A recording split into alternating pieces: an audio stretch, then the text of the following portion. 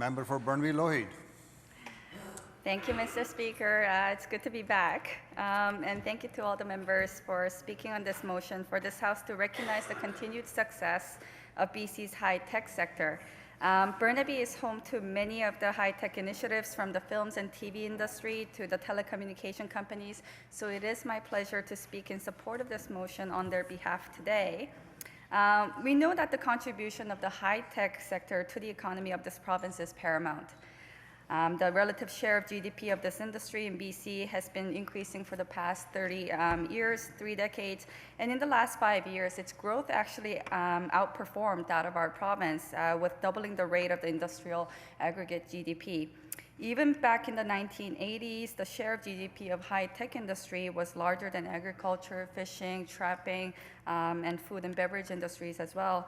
And the revenues continue to climb to, I think, $23 billion now, especially with the 4% surge recently in the service sector.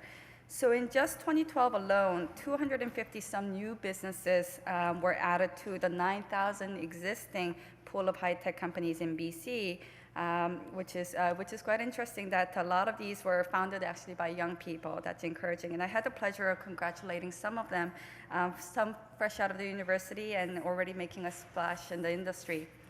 The overall high-tech sector employs about 5% of the BC's workforce, which is more people than mining, oil, gas, forestry sectors combined.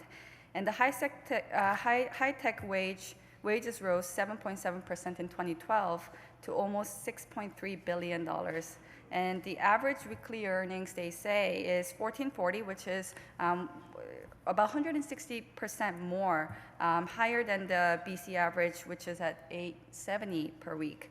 So these are well-paying green jobs that the industry is sowing into our BC economy. So I can go on, as it is certainly important that we recognize and celebrate the performance of our high-tech sector in BC.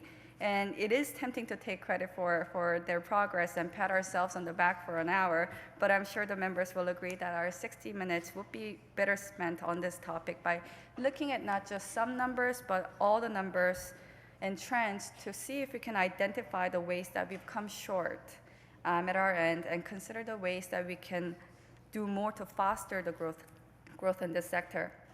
So I would like to take this opportunity to bring to your attention some of the things that I've been hearing from the stakeholders in the industry. So BC is tied for 3rd place in Canada with Alberta for high-tech GDP, and that may sound satisfactory, but when we see that Ontario generates $44 billion, Quebec $25 billion, and we are in 3rd place with $14 billion, then that puts our rank in perspective. We are at least $30 billion behind where we could be. This correlates to the fact that Ontario has 3 times as much high-tech companies as we do in BC, and that it has been aggressively growing the films and TV industry while we sit at this industry making up less than about 10% of the high-tech sector, despite the inherent advantages that we have in BC. It's also worth noting that while the wages have increased, the numbers employment actually fell slightly. While our neighbor just south of the border, Washington State, ranks #1 in North America for having the highest or the largest share of high-tech employment, BC doesn't make top 25 in North America just yet.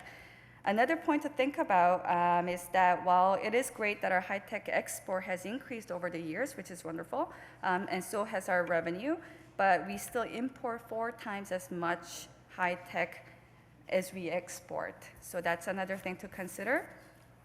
So it is evident that we still have a relatively small high-tech sector compared to other provincial and American jurisdictions, and our potential is far from being fully realized. But there's many things that we can do. Some of the things have been the government's priorities, and as well as the things that we endorse and support on this side of the House. The government can cultivate priority relationships with established major technology firms, invest in some new local initiatives, and of course grow the domestic market so that we can have the kind of economic scale that we need in order to compete with U.S. jurisdictions like Washington. With their nationwide market access, a lot more aggressive local usage, as well as export. We also need to make sound investments with proven return, like supporting our films and TV industry even more so with their post-production credits. And of course, while 2/3 of our high-tech businesses are located in the Thank you, Lower member. Mainland. Thank you.